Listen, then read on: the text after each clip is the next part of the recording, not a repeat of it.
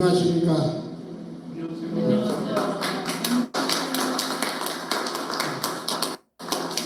정말 더운데 오시느라 수고 많이 하셨습니다. 내 팔자가 어찌된 팔인지 나 정말 생각해도 좀 내가 이해가 안 됩니다. 이게 이 무서운 이 문여도 의뢰공장 찾는 길에 뛰어든 것이 제 나이 44살 때인데 10년 꼬박 10년 걸려가지고 53살 때인 2002년 3월 2일 날 꿈에도 소원했습니다. 의뢰공장 찾는 건 의뢰공장이 조그맣지 않기 때문에 어마어마하게 클 것이기 때문에 공간이 땅속에 그 한 가닥만 연관된 한 부분만 구멍 하나만 뚫자. 그러면 그 구멍을 통해 내려가가지고 돌아다니보면 다 나타날 것입니다. 그래서 10년 동안 내 가진 것을 전부 다 통틀어서 우리 할아버지 땅도 아니고 우리 아버지 땅도 아닌데 그 땅이 누구 땅이냐 하면 대한민국 땅이었어. 그런데 구하면 통한다고 하늘에서 길을 열어주더라고요. 그래서 우리 할아버지 땅도 아니고 아버지 땅도 아님에도 불구하고 그 땅에다가 소원대로 구멍을 하나 뚫었어요. 직경 60cm, 깊이 16m 안반숙을 하루 만에 뚫어버렸어요. 기계가 워낙 좋은 기계가 있으니까 기계 설치하는데 조립하는데 한 이틀 걸린다는 것이 3일이 걸렸어요. 그런데 D-Day를 언제 잡았느냐 하면 3월 1일로 잡았습니다. 왜냐하면 3일 전이 3월 1일 공휴일이기 때문에 국가관공서, 경찰, 시청, 구청 다 놀기 때문에 그러니까 시끄럽다고 기계 돌아가는 소음에 시끄럽다고 민원이 발생해도 경찰도 오기가 난처할 것이고 공무원도 오기가 난처할 것이라 하는 그게 감안했죠. 그래 그 새벽부터서 기계가 들어와가지고 조립을 해치는데 이틀 만에 조립이 다 되어버렸으면은 3월 1일 날 그냥 아침부터서 파버리면은 오후 한 5시경에 그냥 다 완성이 된다. 한두 시간만 하면은 완성이 된다. 왜 그러느냐 하면은 땅 속에 숨어 있는 그 굴을 찾아내거든요. 그 MRI 같은 기계가. 그 기계가 한국에 들어온 지 불과 한 두세 달 됐을 적에 그 기계가 있는 걸 알았습니다. 그 기계가 어디 있느냐 하면은 대전의 배재대학이라고 대전 유성이 있어요. 그 배재대학교가 그 하와이의 그 기독교 교민들하고 자매 결연이 돼가 있대요. 그 이승만 대통령이 만든 학교가 배재학당 아닙니까? 그래서 그 좋은 기계가 들어오면은 세상에 나오면은 그 교민들이 기독교에서 사가지고 그 배재학당에 원조를 해줍니다. 그래서 그 기계가 저 영주 무석사 무량수증 그 찾는데 동원된 걸 텔레비를 보고 제가 알았어요. 이야 저런 기계가 있구나. 저 기계 같은 거 내가 의뢰공장 찾는데 저 굉장한 소용이 되겠구나. 그래서 그 교수를 찾아가서 했더니 굴이 존재한다면은 대강 몇 메타에 존재한다고 보느냐 저한테 물어요. 그래서 바닷물의 그 조수 간만의 차이를 감안하면은 20m 지하 20m에 존재한다. 꼭 본다 했더니 그러면은 모래밭도 아니고 흙밭도 아니고 안반청이라면은 20m 안에 그 굴이 존재한다면은 100% 찾을 수가 있다. 99.9가 아니고 100% 찾아줄 수가 있다. 그 비용은 얼마 주면 되느냐 했더니 300만 원을 우체국에 계좌를 적어주면서 자동 이체시키면은 입금이 되면은 자기가 조수를 데리고 부산 현장에 가서 한번 답사를 하고 또 잡아가지고 기계가 오면은 한 2시간만 작업을 하면은 그 굴의 여부를 있다 없다 여부를 엑스처럼 MRI처럼 그 컴퓨터가 찾아낸다. 그러니까 컴퓨터가 찾아내니까 그거는 거짓말이 없다. 아니 그래서 300만 원을 어렵게 구해가지고 그래가지고 줬더니 뭐 말하던 그대로 됐어요. 그런데 그 며칠 후에 그 서울의 충무로의 대한극장 앞에 만나자고 해서 갔더니 데이터를 주는데 컴퓨터가 찾은 데이터를 주는데 땅속에 낯선 굴이 하나 잡힌 겁니다. 18m. 아니 18m가 아니고 16m예요. 모든 굴은 바닥을 기준으로 하는 것이 아니고 천장을 기준으로 하는 지상으로부터. 근데 16m 밑에 굴이 딱 낯선 굴이 나타난 겁니다. 그러면 낯선 굴이라는 것은 뭘 의미하느냐 하면은 일본 의뢰공장의 한 가닥을 의미합니다. 저한테 있어서. 제가 그 박정희 대통령 이발사에게 돈을 투자해가지고 계속 해 나왔기 때문에 그 근처에 대해서 내가 알거든. 기본 상식이 완전히 습득대가 있으니까 이거 일본 의뢰공장이 맞다. 그 다음에 이제 그 구경을 떨어야 됩니다.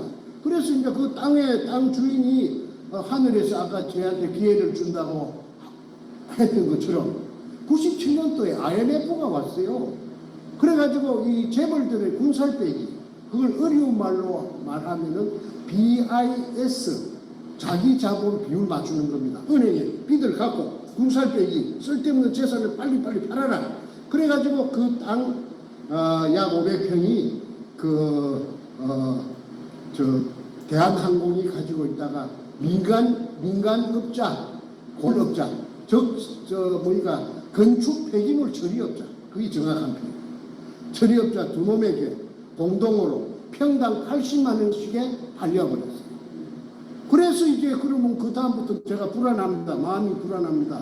왜냐하면은 이 민간업자들이 제가 알고 있는 학습이 된 정보를 조금이라도 캐치했다면은 자기 땅에 자기 파버리면 나는 10년 세월에 닭 쫓던 게 개꼴이 되지. 닭 쫓던 개꼴이 되지.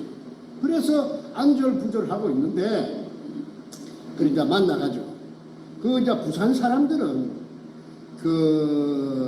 의뢰공장의 어떤 전설처럼 어릴 때부터 의뢰공장하고 그 다음에 보물이 그 속에 있다는 말을 어릴 때부터 다 듣고 자랐어요. 그래서 100% 부정하는 건 없습니다. 의뢰공장도 존재하고 있고 어딘가는 모르지만 그 다음에 그 속에 애놈들이 보물을 숨겨놨더라는 등 그런 말이 아주 민간에 팽배해 갖고 있습니다. 그런데 이제 아까 MRI 기계 같은 그 기계가 찾아놓은 내가 데이터가 있고 그 다음에 땅 위에다가 분필로 가지고 선을 딱 그어주니까 그게 뚫으면 된다. 그럼 이제 업자가 있어야 됩니다. 그래서 돈이 있으면은 일사천리로 그냥 착착착착 다 되지만은 돈 좀 있는 거 걸써 갖고 장만해 놓은 돈 벌써 다 고갈돼 버리고 빈손이지. 그러니까 그 군영은 죽어도 떨어야 됩니다. 비가 와도 떨어야 되고 눈이 와도 떨어야 됩니다.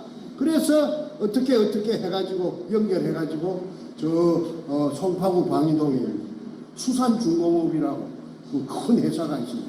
거기 6천억의 부도가 났어요. 6천억 부도가 났어요. 그러니까 회장이 이제 죽기가 됐는데 그 다음에 6천억 부도 내고 지 재산 전부 다 빼앗기고 그 다음에 백문소 가야 돼. 6천억 떼문 죄로 부도낸 죄를 살로 가야 되는데 그러니까 자기 친구가 내한테 중앙일보 기자가 하나 있는데 내한테 힌트를 주기로 저 사람 같으면 할 수 있다. 내가 가르쳐 주더란 말은 하지 말아라. 그러면서 2판, 4판, 공사판이다. 이래도 죽고 저래도 죽는데 구멍 하나 뚫으면 못 뚫겠느냐. 그래서 접촉을 했더니 내 말을 갖다가 듣고는 그 매력이 있단 말이야. 그래서 구멍을 뚫게 된 것입니다. 돈 10원도 안 들이고 땅은 빌려놔. 앞전에 대한항공에서 민간에게 IMF 오면서 불화가 되었기 때문에 그 땅 주인놈 두 놈을 설득을 해가지고 그 땅 5평을 빌려놨어. 그 다음에 이제 부모가 떨고 온 겁니다. 파슬리 유통기한이 후추네. 이 양반 또 어디 갔어? 아우 뭐야. 그래서 그 구멍이 뚫힌 날짜가 2002년 3월 1일입니다. 3월 1일 날 새벽부터서 3월 1일 날 아까 말씀드린 3일째 날 뽑기를 한 것이 뭐 기계가 조립이 잘 안 돼가지고 하루 뒤에 딜레이 돼가지고 3월 2일 날 새벽부터서 기계가 막 웅웅 하고 돌아가니까 그 위에 산 피난민들이 살아요. 아주 영세민들이. 이 영세민들이 민원을 잡아 이어도 뭐 구청에서도 뭐 그런 나중에 한 낮 때나 될 때 구청에서도 오고 경찰에서도 오고 뭐 난리가 났어요. 그래도 기계를 갖다가 중단시킬 수는 없죠. 기계가 그 미리 딱 그 기계 기사들을 훈련을 시켜가지고 누가 그냥 뭐라 해도 그냥 아무 그 기계 끄지 말고 막 계속 돌리라. 모든 책임은 내가 다 지구만. 그래가지고 그 사람들이 저 공무원들이 오면 영장 갖고 온나 아마 구속을 시키려고 하면 구속을 시키고 배째라지 배째라. 그래가지고 오후 5시경에 아무도 예측 못하는 일이 일어났어요. 왜 그러냐면 땅속으로 기계가 이렇게 땅속을 헤비면서 깊이 들어갈수록 소리가 차츰차츰 좀 작아졌지. 그래갖고 막판에 16m 근처에 가서 딱 숨어있는 굴하고 연결이 되는 순간에 물 기둥이 지상으로 막 차고 올라갔는데 그러니까 16m 올라오고 또 지상에서부터 17m 그러면은 합계 33m를 한 3시간 반 뿜었습니다. 자, 여러분 한번 생각해 보십시오. 직경 60cm요 길거리에 가면 맨홀 뚜껑, 한국에 길거리가 맨홀 뚜껑만한 그 구멍을 통해서 3시간 반을 물이 17m 높이로 뿜었다라는 사실은 한반도가 생기고 나서 한 번도 없었던 일이에요. 물론 뭐 수도관이 겨울철에 터져가지고 이 조그마한 물줄기가 솟는 거는 뭐 흔히 길거리를 지나다니다가 봤지만은 아니 직경 60cm 거기에서 지상으로 17m를 16m 올라오고 또 17m를 해가지고 그 다음에 3시간 반을 그 물의 그 수압은 굉장했습니다. 예를 들어서 한 500kg짜리 소를 한 마리 얹어놔도 소도 공중으로 타고 올라갈 정도로 힘이 셌어요. 그럼 물이 뿜었다라는 사실은 수압이 있다는 것입니다. 수압은 뭐냐? 큰 공간 안에 물이 가득 채여 있다가 거기 작은 구멍이 하나 뚫히니까 아까 제가 뚫은 구멍입니다. 그러니까 수압을 견디지 못하고 쫙 올라가. 그거는 자연 물리 현상으로 거짓말이 없습니다. 그거는 그야말로 깨가 많은 인간들이 조작할 수 있는 깨를 부릴 수 있는 그런 부분이 아닙니다. 거기 가장 의뢰공장이 있다는 핵심적인 의뢰공장이 있다는 사실을 뒷받침해주는 핵심적인 증거 자료인데 그것이 나는 사진 찍고 뭐 이런 것만 성격이 아니라서 그거 잘 못하는데 배신자 나를 따라 그 일을 단 둘이서 했는데 김성태라는 그 삼천포 출신에 또 항소많은 새끼가 있어요. 김성태라고 그 도둑놈이에요. 사진 찍는 게 취미라 항상 카메라를 막 잘 때도 갖고 자는가 몰라도 그걸 사진을 탁 찍어놨어요. 물이 뿜는 사진을. 그러니까 그때 그놈이 찍어놓은 사진이 제 손에 있습니다. 그 책에도 거의 다 들어있습니다. 왜 그러느냐 하면은 이제 이 배신이 일어나고 나서 금이니까 배신이 일어납니다. 금이 아니었으면 배신 안 일어납니다. 돌이 나왔다 하면 배신 안 일어납니다. 돌이 나왔는데 와 배신이 일어나요? 먹을 것도 아닌데 삶아 먹는 것도 아닌데 금이 나오니까 저를 보고 독을 하자 독을. 그때는 이미 독을 다니 모여들었어요. 모여들어가지고 독을 하자 독을. 왜 나라에 신고해서 세금을 왕창 뜯기건데 줄 것이냐. 그리고 새파리, 똥파리, 온유월에 온갖 파리들이 날라들으면은 형님이 어떻게 그걸 감당하려고 하느냐. 그러니까 지도 새도 모르게 그는 소를 잡아먹어도 모르는 데니까 해만 지면 사람들이 인적이 끊어지는 곳이니까 그러니까 우리한테 맡기나란 말이야. 그러면은 하루 저녁에 500kg씩 건져 올려가지고 야금야금하게 검은 현찰 바치기다. 그러니까 두목이 그때 나타났는데 백준엄이라고. 그 백준엄의 친척이 종로 5가에 금도매상이 있대요. 그렇게 금이라는 건 애상배가 없답니다. 그러니까 거기서 뭐 밀매를 하다 시켜서 제가 호통을 쳤습니다. 저는 그 아까 양력 소개할 때 저는 에듀케이션 영어 발음이 안 좋습니다. 교육자입니다. 교육자. 전문 교사가 되겠다고 교육학을 전문적으로 교육받은 사람입니다. 그리고 문교부 장관이 준 자격증이 있어요. 아무나 선생하는 게 아니에요. 그러면은 제가 그 뭐 도덕군자인 채 해서가 아니고 우리 집안에 도둑놈이 없어요. 도둑질 아무나 하는 게 아닙니다. 도둑질을 해본 놈이 하고 고기도 맛있는데 많이 먹어본 놈이 잘 먹는다고 도둑질을 해본 놈은 한 분 하고 두 분 하면 쾌감을 느껴가지고 짜릿짜릿 아마 그런 게 있는 모양일 겁니다. 노름제이는 노름제이 그 쪼는 재미로 이 내하수체가 뇌에 무슨 뭐 분비물이 되는 무슨 물질이 나오는데 그게 막 아주 그냥 짜릿짜릿하게 그 재미 쾌락을 느낀다. 범죄자들은 다 그렇답니다.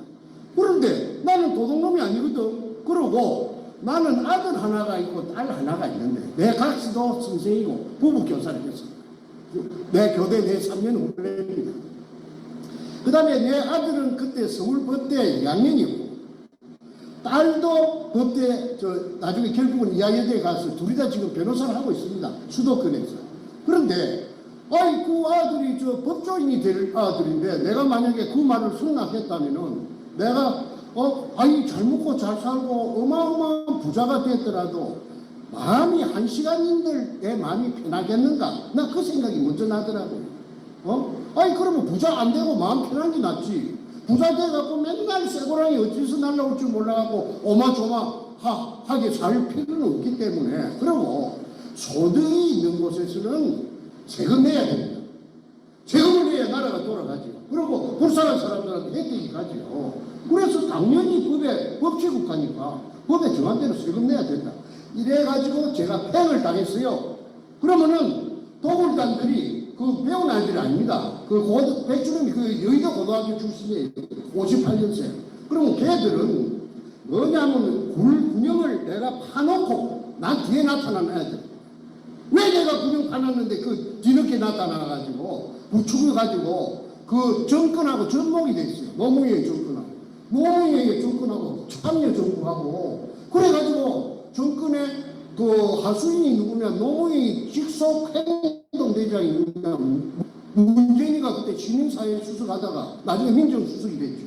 민정수석은요 경찰력, 검찰력 공권력을 다 거머쥐고 있습니다. 지 마음대로 조정합니다.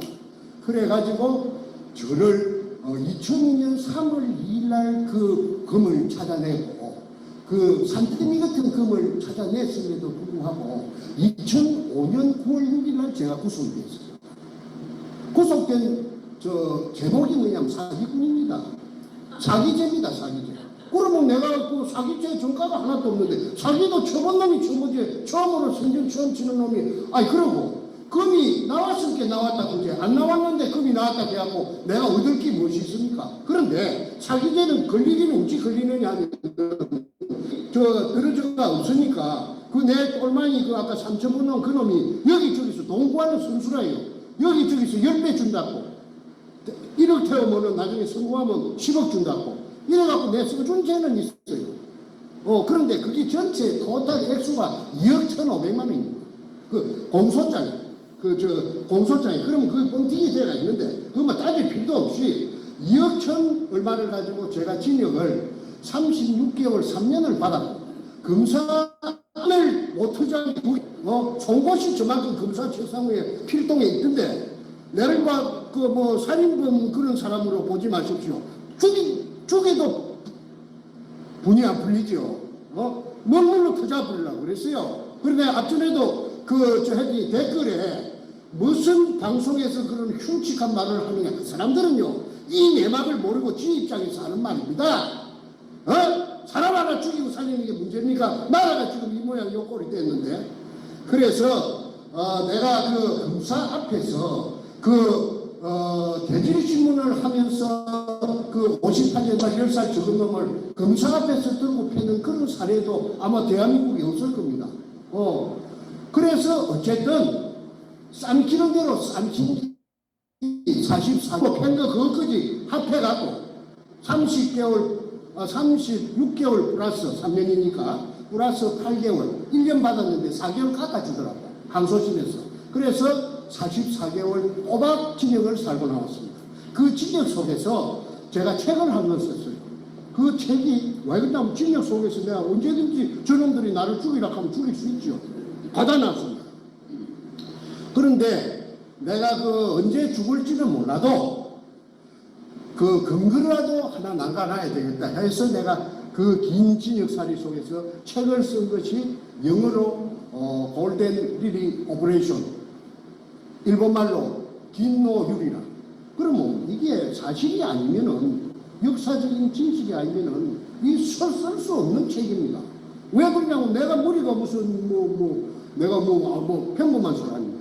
그러면 지어낼 수가 없죠. 사람 이름이 다 들어갑니다. 그래서 거기에서 특히 사안이 뭐냐면은 의뢰 공장에 급이 나왔다는 거. 그 이전에 미국 CIA하고 내하고 같이 3년 동안 같이 했다는 사실. CIA 누구느냐면 극동 담당 책임자 리차드 P. 롤리스라고 있습니다.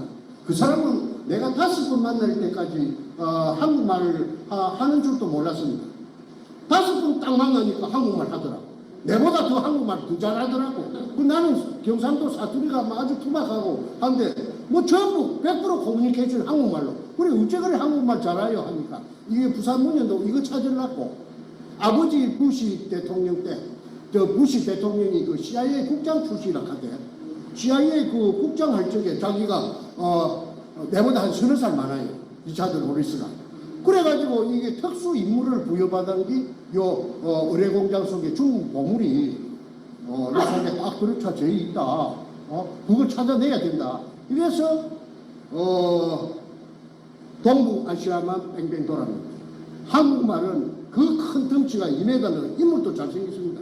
근데 그 사람들이 지금 텍사스에 살고 있다. 그 팀, 내하고 계약한 팀들이 어마어마한 부자가 돼가지고 큰 회사를 경영하는 회장이 돼가 있답니다. 근데 그 오야분이 누냐 하면은 키신저입니다. 헨리 키신저. 그거는 내가 헨리 키신저라고 하는 말을 내가 들었기 때문에 헨리 키신저라고 말하고 글로벌리스트인지 알루미나타인지 그 다음에 프리메이션인지 그때는 그런 개념이 나는 전혀 관심도 없고 나 생소하기 때문에 내가 전혀 그거 모릅니다. 뒤에 알고 보니까 그렇더라고요. 그리고 미국 뉴욕의 그 무역센터 거기 터져요. 그런 일이 왜 일어납니까? 그래가지고 그걸 핑계로 해서 리차드 로리스가 내한테 1년간 딜레이 하자. 연기하는데 좀 동의해달라. 그래서 내가 끌려가나 50-50으로 갈랐으면은 당관했으니까 당신이 손 떼라. 내가 그런 배짱은 내가 비록 국민학교 선생님밖에 안 되지만은 내가 그런 거는 단호합니다. 내가 그 아무리 그 덩치가 세고 힘이 있어도 내가 한 번도 항복해 본 적도 없고 빌부터 본 적도 없고 본 적도 내가 없는 사람입니다. 너무 이때가 한 번도 고개 숙이 본 적이 없습니다. 국민학교 선생을 우리 부모가 지기 좋고 교육대학교 보내준 우리 부모가 보내줬지 누가 보내줬습니까? 자, 그래서 미국은 손을 떼기 만들고 50이 미국 몫으로 가야 되는데 9.11 핑계로 해서 1년간 딜레이 해달라고 하는 것을 내가 해약을 갖다가 원천무효로 시키고 그 다음에 100%를 전부 다 한국에 찾아내면 한국에 전부 몫이 되도록 한 거 아닙니까? 그런 애국자가 어디 있습니까? 내 자아자찬하는 게 아니고 그게 만약에 사실이라고 하면 미국으로 50%가 가야 될 때 내가 못 가게 내가 배짱을 가지고 내가 튕가내버렸습니까?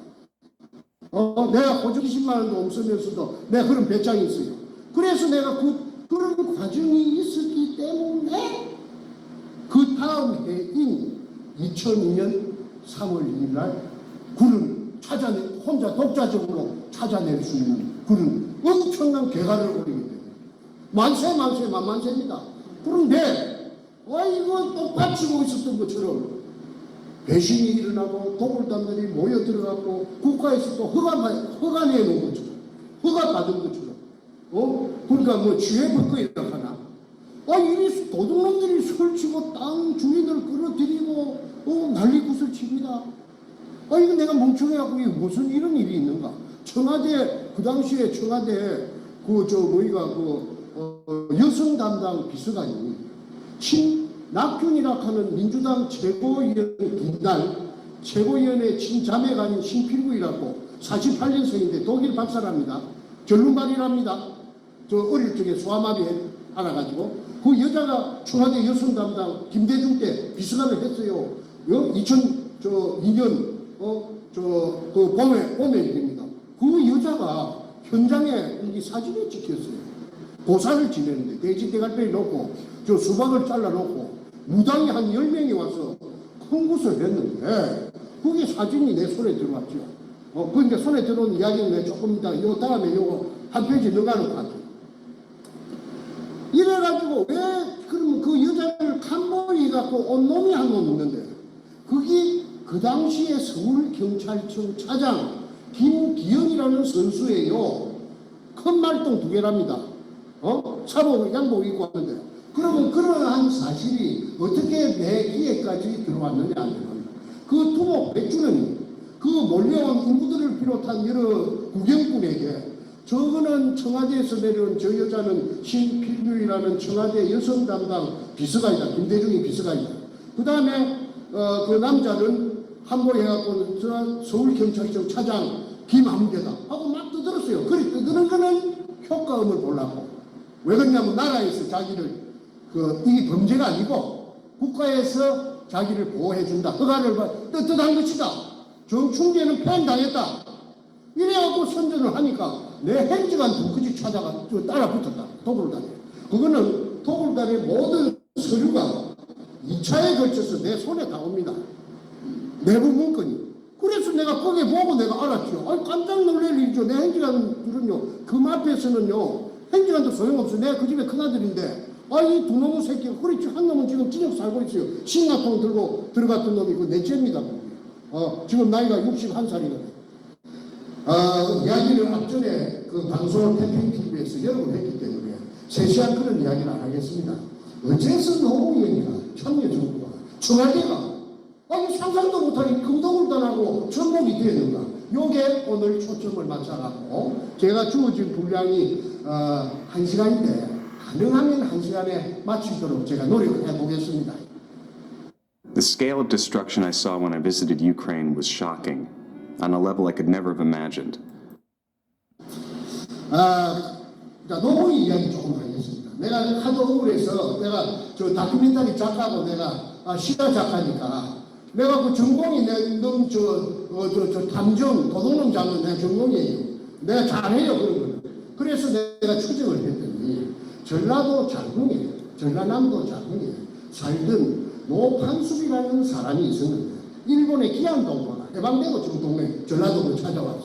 그런데 노무현이가 뭐 한 3살 되고 그 다음에 저세이 노건페이라 하는 게 7살 때인가 뭐 8살 때인데 48년 10월 18일이라고 기억됩니다. 여수 반란 사건이 일어났어요. 여수에 주둔하고 있던 그 일개 연대병력이 그 제주도에 그 4.3 사건을 토벌하려고 그 군함이 여수항에 와서 대기하고 있는데 그가 총을 거꾸로 들이대갖고 반란군 대장들이 이렇게 선동을 해가지고 그래가지고 전라남도 이때가 순식간에 반란군에 장악됐어요. 근데 노판수리가 노무이 저 애비가 뭘 했느냐 우편 배달부를 했어요. 시골에서 우편 배달부는 그때나 지금이나 아마 자전거 타고 다니는 모양이에요. 자전거를 타고 자기 배달 구역에 사는 그 상대 우편 농민들 면빈들 집을 다 알지요. 저 집에는 아들이 육군 상사고 저 집에는 순경 갖고 다 알지요. 다 나지요. 숟가락이 몇 개고 고무신이 고무신 몇 그래서 반란군들에게 다 보자질로 해갖고 그 발라버린 겁니다. 그러니까 반란군들이 저녁에 자는데 들어가가지고 찍찍이가지고 불러내갖고 한 곳에 모아갖고 다 죽여버렸어요. 그러면 그 죽은 가족들한테는 그 노판수리가 원수가 됩니다. 그런데 내일 정부군이 들어옵니다. 이승만의 군대가 들어옵니다. 국방군이. 그러면은 저거 남아있으면은 바로 1차로 타겟가 된다는 거 아니까 모시를 택해가지고 캄캄한 금밤에 동네를 지도새도 모르게 한밤중에 빠져나옵니다. 남부여대 해가지고. 그 다음에 노무이 손잡고 이래갖고 밤 되면은 걷고 낮에는 등불 속에 숨고 이래가지고 경상도 땅으로 건너왔어요. 예. 이거는 지금 공개 안 된 이야기입니다. 그래가지고 동쪽으로 될 수 있는 건 전라도 쪽에서 멀어져가지고 간 곳이 김해 진영읍 봉안입니다. 봉안이는 뭐 하는 동네냐 하면은 봉수대가 있더만. 봉수대가 옛날에 그 대구의 임금님한테 그 전달하는 통신수단이 그 봉수불 피우는 거 아닙니까? 그 봉쇄 바위 위에가 그쪽에 평야지대인데 그 높은 산이 그게요. 그렇게 봉수 그 그거 피우는 봉화 피우는 밑에 동네라고 봉화입니다. 진영은 봉화리. 그런데 거기에가 역전거리라는 하발마를 띄우고 하발마가 교통수단이 없으니까 서울까지 전달하는 말이 지치면은 말 그게 반납하고 또 새 말 힘이 좋은 말로 바깥이나 경상도 쪽에는 형들이 그 동네 어구에 와서 산다고 그러면은 못 살게 합니다. 아주 터세가 셉니다. 아주 비난하고 가난했던 모양이에요. 그런데 뭐 부산 상고를 가죠. 부산 상고는 학교가 좋은 학교입니다. 부산고등학교, 경남고등학교 다음에는 부산 상고입니다. 머리가 나쁘면 못 들어갔어요. 그런데 은행원이 되는 게 목적입니다. 고등학교 학벌이 제후의 학벌이 부산 상고 좋은데 고등학교 나온 놈이 10년 동안 쪼아갖고 시험에 붙었다 하는 거는 우리가 그 노무현이라는 인간의 어떤 집념이라 할까 왜 안 되겠습니까? 그래서 대전지법에 판사가 됐는데 관리를 1년 정도 하다가 사퇴를 했어요. 월급이 쫓겨나니까 그 대식구들을 미기 살릴 길이 없어요. 그래서 부산 내려가고 변호사를 하면서 그 문재인하고 만난 겁니다. 그래서 문재인은 말하자면은 노무현의 영원한 똘만입니다. 꼬봉. 그런데 재밌는 이야기가 노무현이가 세상의 그 친구들에게 또는 기자들에게 공개한 적이 있어요. 무슨 문장처럼. 그게 지금 내가 들려드리는 이 말씀이 노무현이가 어떤 인간인가 하는 것을 이 계산해 보는데, 자료재해 보는데 큰 도움이 됩니다. 왜냐하면 노무현 집이 찢어지게 가난하니까 노건평이하고 같이 민원을 했어요. 행지관끼리. 야, 형아, 우리 가정 형편이 이리 가난해가 되겠나? 좀 우리도 형편이 좀 풀려야 될까 아이가? 그래 맞다. 그거 어째야 되겠노? 하니까 그러지 말고 우리 뒤에 산에 산이 좀 있잖아. 그 산에 감나무를 좀 심자. 당감이 유명합니다. 아마 당감이 한국에서는 제일 유명합니다. 진영당. 그래서 명호를 그럼 사야 되는데 명호 살 돈이 어디 있노? 내가 책임질게. 형님은 내만 따라 붙어라. 해가지고 어느 날 밤에 김해 임업시험장이라고 합니다. 그건 국가기관입니다. 묘목 기구인데 임업시험장. 그 철조망 다 해놨어요. 담이 있든지 철조망이 있든지. 그걸 절단하고 그게 침입합니다. 야간에. 그래갖고 지입으로 100개. 원한들을 훔쳐가지고 갖고 와가지고 가수 그 산에다가 심어갖고 그게 실제로 그 몇 년 후에 그 가게에 큰 도움이 되었다고 스스로 이야기합니다. 자, 그 이야기 때가 하나 다 소개했습니다. 그러면 그것이 현행법으로 따진다면 특수절도입니다. 이 야간에 밤에 절단하고 침입해갖고 국가 물건을 훔쳐갔으니까 그 예사로운 일이 아니죠. 엄연한 범죄이죠. 도둑질이죠. 도둑질은 아까 제가 서두에 말씀드린 대로 아무나 하는 게 아닙니다. 도둑은 남의 주민의 눈을 슬쩍 훔치는 걸 절도라고 합니다. 절도죄입니다. 그런데 자기 입으로 스스로 훈장처럼 그 백주나 되는, 백주가 작은 거 아닙니다. 그 백주나 되는 묘목을, 애터지 키우는 묘목을 훔쳐다가 자기 산에다가 가수원을 조성할 정도의 간덩이를 갖고 있는 놈이라 하면은 그거는 정상적인 인간은 아니라고밖에 볼 수가 없습니다. 아무리 예쁘게 그 범죄한 거는 없어지지는 않았죠. 그게 어떻게 지우개로 그 글씨를 손을 쥐어도 하면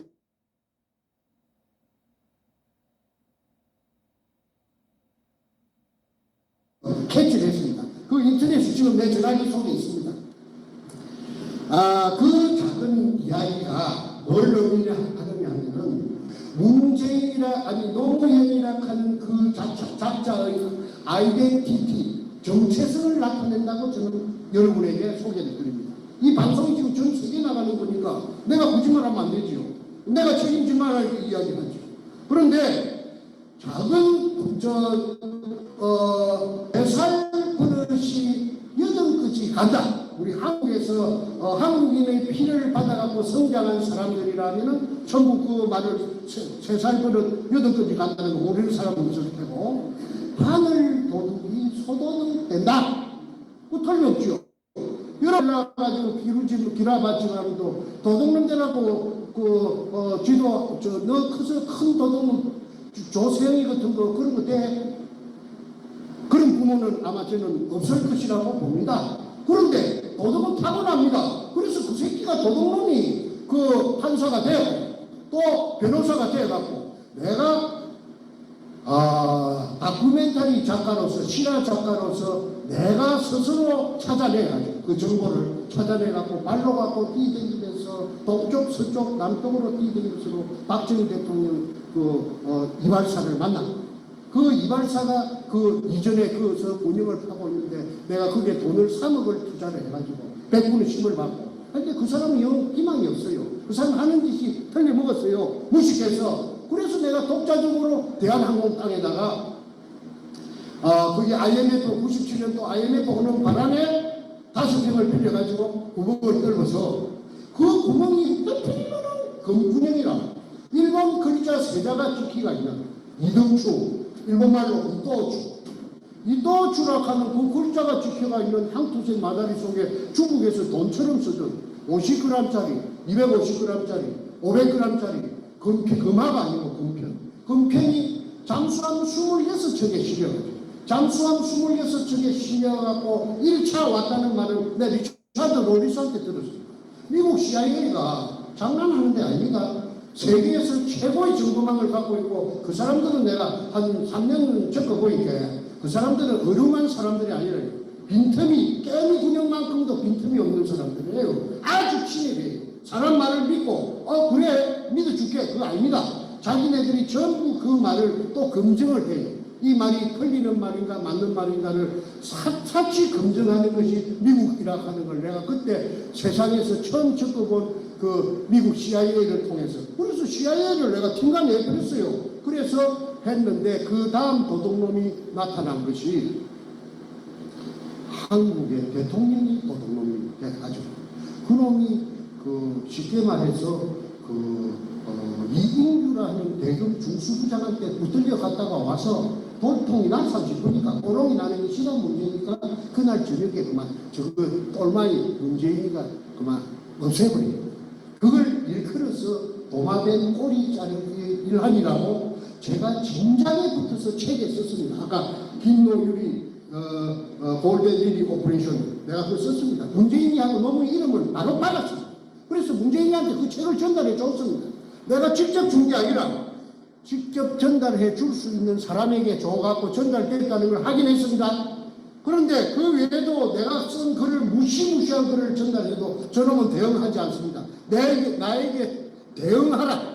우통 벗고 좀 나서줘라. 나를 좀 잡아 이어주라.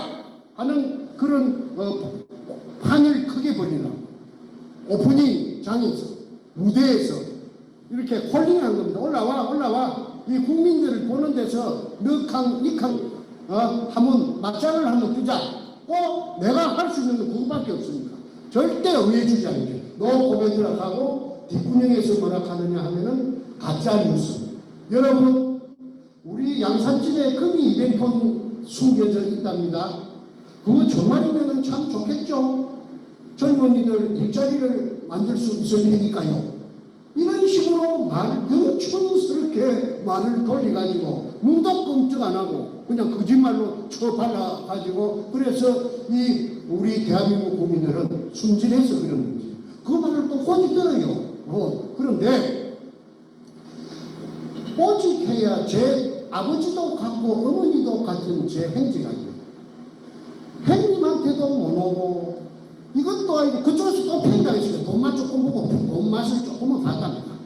있는데 오직해야 저 세상에 알리려고 신라통을 가고 문재인의 그 사상 지역구 사무실에 들어가서 인지기록을 번역했습니다. 그거는 도로로 난 그 유리창을 깨고 준비해 갖고 가는 그 프레임카드를 세로로 붙였는데 그게 인터넷에 나옵니다. 지금도 나옵니다.